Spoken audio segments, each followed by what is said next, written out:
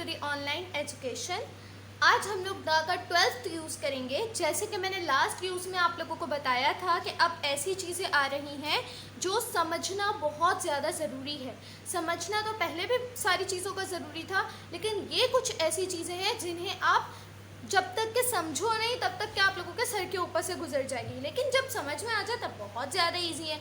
तो चलें हम लोग स्टार्ट करते हैं यूज़ नंबर 12, जिसमें हमसे कहा जा रहा है when we speak of a noun mentioned before in a sentence और पैराग्राफ। हम लोग यकीनन आर्टिकल्स को कहाँ पर ऑब्जर्व करेंगे, या किसी सेंटेंस में करेंगे या किसी पैरा में करेंगे।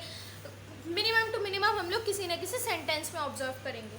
तो चलें देखते हैं नाउन क्या होता है। मैं आप लोगों को बता चुकी हूँ, noun is the name of, again I am repeating, name of any person, place, animal और थिंग। किसी भी चीज़ का, जगह का, जानवर का या इंसान का नाउन कहलाता है। ठीक है। अब यूज़ नंबर 12 है कि जब हम किसी नाउन की बात करें, when we speak of a noun, the कब लगेगा? जब हम किसी नाउन की बात करें। लेकिन अगेन रिपीट करूँगी, द हमेशा खास जगहों पर यूज़ होता है, तो ये यकीनन हर नाउन के साथ यूज़ नहीं हो सकता। देखते हैं आगे उस नाउन की खासियत क्या है। जब हम when we speak of a noun, जब हम किसी ऐसे नाउन की बात करें that mentioned before in a sentence और पैराग्राफ। क्या है उस नाउन की खासियत?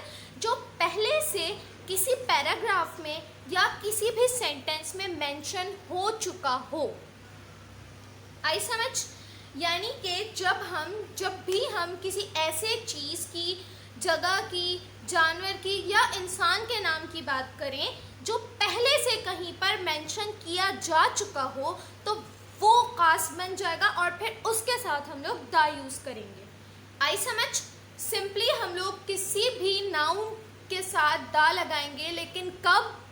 तब जब वो पहले से उस पैरा या सेंटेंस में मेंशन हो चुका होगा, जब वो अगेन रिपीट हो रहा होगा, तब वो ख़ास बन चुका होगा। और हर ख़ास चीज़ के साथ हम लोग द यूज़ करते हैं।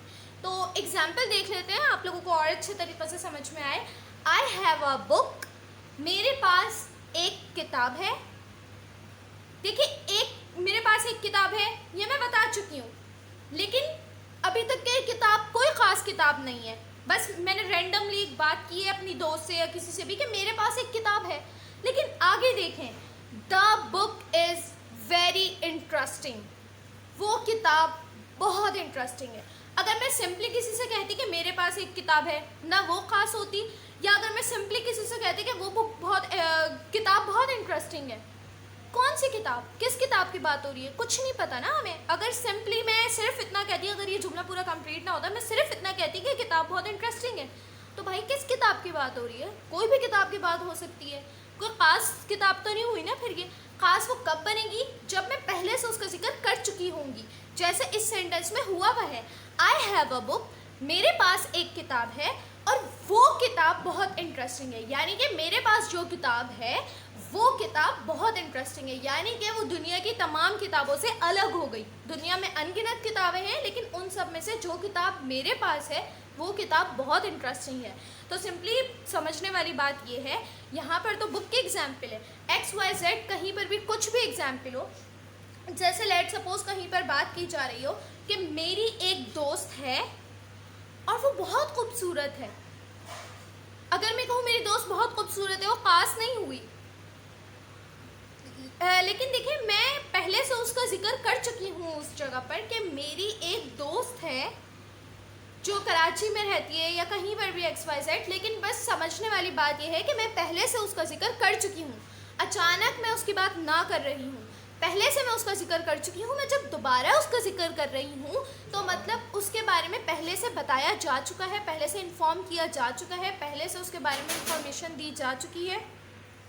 तो वो दोस्त खास हो चुकी है जिसके बारे में पहले से इन्फॉर्म किया जा चुका है। चाहे बुक हो, चाहे दोस्त हो, चाहे कोई जगह हो, चाहे मैं कराची के बारे में बता रही हूँ, चाहे मैं पेरिस के बारे में बता रही हूँ, या चाहे कोई जानवर हो, चाहे मैं अपने पेट के बारे में बता रही हूँ, अपनी कैट के बारे में, अपने डॉग के बारे में, या चाहे कोई भी चीज़ हो, टेबल, चेयर, कोई इंसान हो, कोई चीज़ हो, कोई जगह हो या कोई जानवर हो, उसके नाम के साथ नाउन लगेगा, लेकिन कब? जब उसका पहले से जिक्र किया जा चुका होगा, जब उसके बारे में पहले से बताया जा चुका होगा, तब उसके साथ दा लगेगा। तो आप लोगों ने बस सिर्फ इतनी सी चीज़ ऑब्जर्व करनी है किसी भी पैरा को पढ़ते वक्त या किसी भी सेंटेंस को पढ़ते वक्त। सिर्फ इतनी सी चीज़ ऑब्जर्व करनी है कि अगर किसी चीज़ का दूसरी, तीसरी, चौथी दफ़ा, यानी कि बस पहले जिक्र हो चुका, उसके बाद उसका जब भी जिक्र होगा तो हम उसके नाम के साथ क्या लगाएंगे? दा लगाएंगे। सिंपल सी एग्जाम्पल है, I have a book, the book is very interesting. I have a book, समझे ये क्वेश्चन है जिसमें है I have a book dash book is very interesting. यहाँ पर ए एंड दा में से क्या लगेगा ये आप लोगों को चूज़ करना है। तो सोचिए क्या लगेगा, आप लोग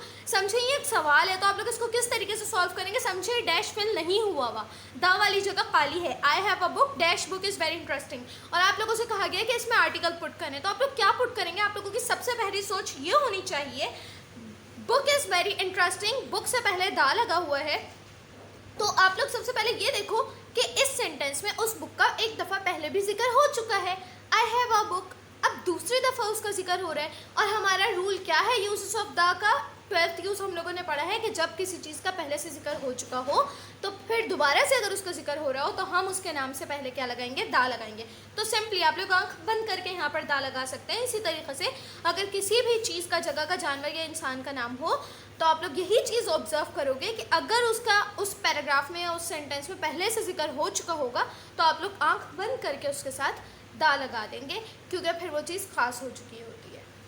तो चलें मिलते हैं नेक्स्ट यूज़ की तरफ, चलते हैं नेक्स्ट वीडियो की तरफ, और तब तक के लिए आप लोग अपना बहुत सारा ख्याल रखें। प्लीज़ मेरे चैनल को सब्सक्राइब करें, वीडियो को लाइक करें और इसे ज़्यादा से ज़्यादा शेयर करें ताकि ज़्यादा से ज़्यादा लोग इससे फ़ायदा उठाएं और मेरे लिए भी बेनिफिशियल हो।